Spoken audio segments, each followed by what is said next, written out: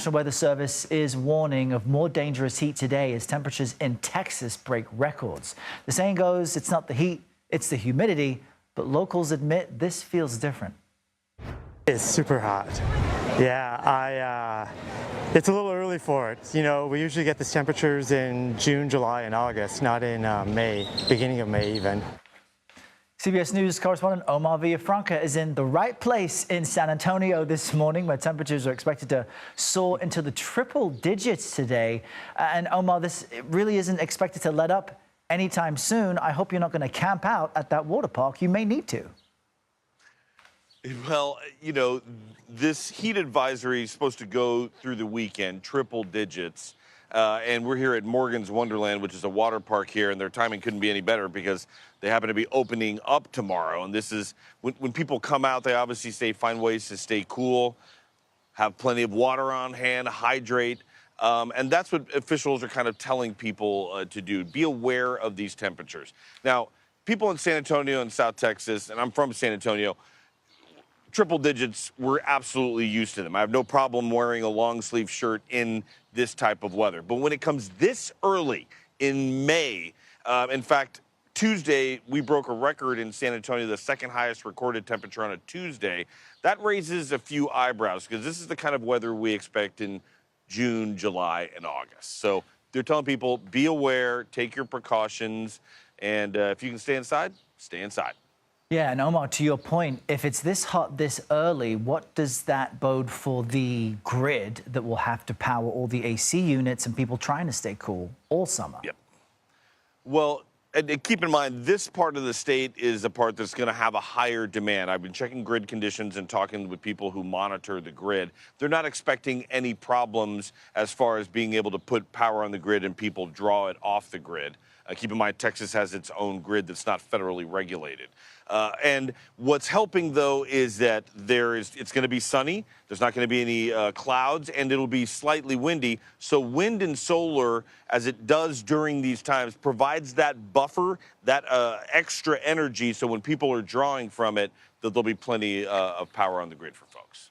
All right, a hot summer ahead. Omar Villafranca, thanks very much. A dangerous heat wave will make parts of Texas among the hottest places on Earth today. Yes, you heard that right. Triple-digit temperatures are hitting much of the state earlier than usual, and it's sparking concern. Some local power grids just may not be ready. Let's bring in Doug Lewin now. He's host of the Energy Capital podcast, and he's also a Texas energy expert and a professor at the University of Texas at Austin with expertise in the electric grid, renewable energy, and more. Great to have you on this topic, and folks should be aware Texas has its own grid. It's disconnected from the rest of the country. It's not regulated, I believe, by the federal government. So why is the timing of this heat wave, such an early heat wave in Texas, so concerning to so many people there? Well, I think, first of all, thanks for having me. I think folks are, paying a lot more attention to the grid these days after Winter Storm Uri. So there's just a lot of attention on the grid and the performance of the grid. And obviously, if you get something like we just got with a 100-degree temperature in Austin yesterday, that is going to raise a lot of eyebrows because usually you don't get 100 degrees in May, right? Usually we don't get a 100-degree day until July. And we are starting to see the impacts of climate change that are hitting. And this has real impacts on the grid. The heat is a real strain on infrastructure.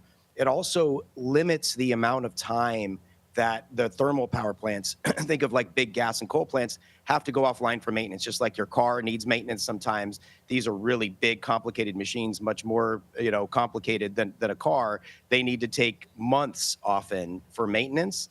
And as it gets hotter and hotter in the spring, that maintenance window gets shorter and narrower, which makes it more likely there's going to be outages in the summertime. So this early heat really is concerning for a variety of reasons. And Texans will have fresh memories of the grid going down during a cold snap when it was freezing throughout the state. This is very risky for the elderly and for super young folks. And climate change is the type of thing that organizations have been warning about for decades. So in many ways, we did know this was coming.